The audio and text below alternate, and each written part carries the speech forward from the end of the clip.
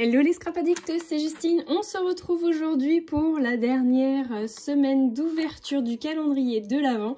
Nous sommes aujourd'hui le 24 décembre. Je vous souhaite à toutes et à tous un très joyeux réveillon de Noël 2024.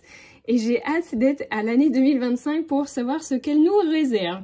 En attendant, du coup, on va déjà regarder ce que nous réserve la fin du calendrier de l'Avent de chez 4 ans Scrap.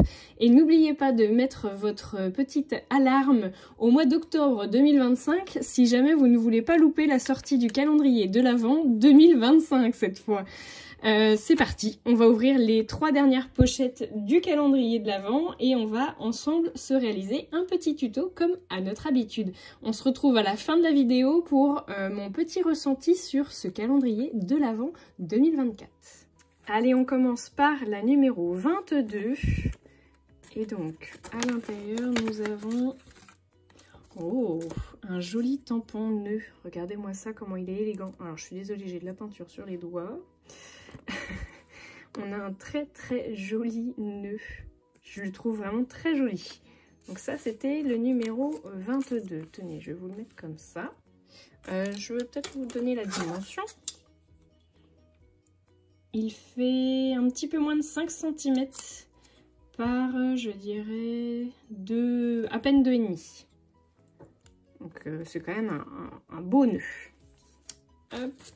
Ensuite, nous avons le numéro 23, qui, je suppose, doit être un dies. Ah, 2 dies. Waouh. Oh, c'est un dies étiquette, il est trop mignon. Donc, c'est un petit morceau d'étiquette déchiré. Il est vraiment très chouette. Et donc, on en a encore un plus petit à l'intérieur. C'est très sympa, j'aime beaucoup. Très joli. Je vais vous donner peut-être les dimensions. On va commencer par le petit. Le petit fait un peu moins de 4 cm par 1,5 et le grand un peu plus de 3 cm, pardon, par 6 cm. Voilà. Hop. Très sympa.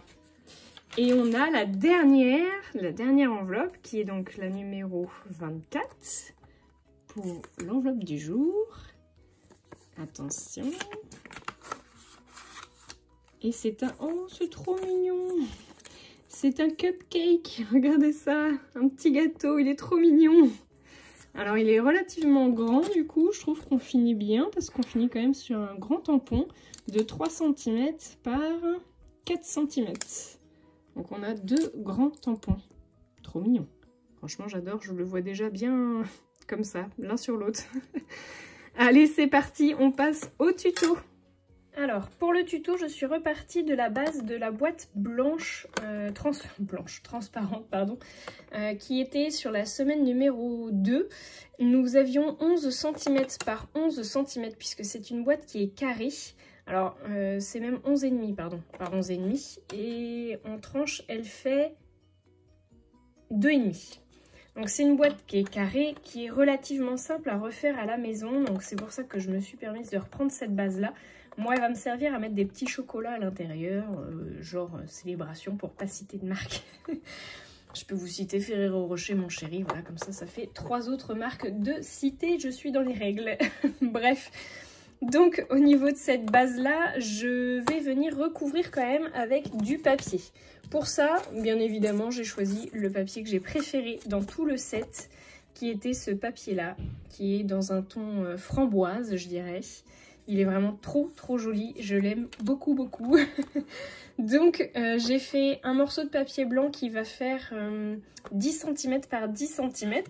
Vous venez me couper dans une chute de votre morceau de papier préféré un morceau de 9 cm par 9 cm.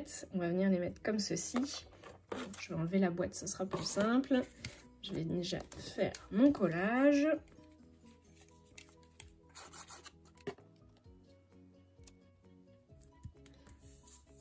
Voilà. Ensuite, j'ai utilisé le dies comme celui-là, le dies avec le petit bout, enfin l'étiquette déchirée. Et je suis venue la faire dans un papier blanc que je suis venue ensuite redécouper avec la matrice feuillage qui était dans la première semaine. Vous voyez, je trouve que le résultat, il est vraiment sympa. Enfin, j'aime beaucoup l'esprit.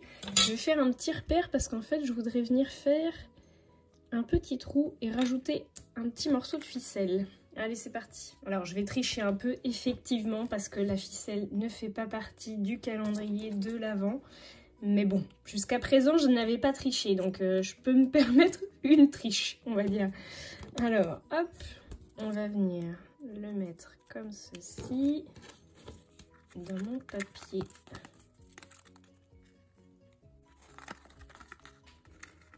Voilà. Je suis en train de me demander si je vais pas rajouter aussi le petit surprise. Vous savez, la petite breloque. Franchement, elle aurait mérité d'être dans du papier pailleté ou du papier miroir, mais je vais pas le faire parce que je veux pas tricher. Vraiment, je veux faire qu'avec ce qu'il y a dans le calendrier. Bon, même s'il n'y avait pas le papier blanc, mais ça, du papier blanc, tout le monde en a.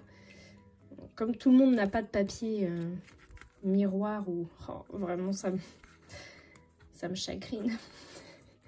J'aurais bien aimé quand même avoir le petit... Et c'est pas grave, c'est pas grave, c'est pas grave. Hop, le petit papier pailleté. Allez, hop, on fait son petit nœud. On tire sur les fils. Voilà, hop. Et je vais venir les recouper comme ceci. Voilà. Donc celui-là, c'est fait. Ensuite, j'ai fait, bien entendu, le Maxi Cupcake. Donc celui-ci, je l'aurais bien positionné par là. J'aurais bien mis une petite étiquette comme ça du fond du cœur ici. Et je voudrais mettre le pour-toi. Alors peut-être ici, ce serait pas mal. Je pense que c'est pas mal. Et ensuite, j'ai refait le petit tampon, enfin le gros tampon nœud.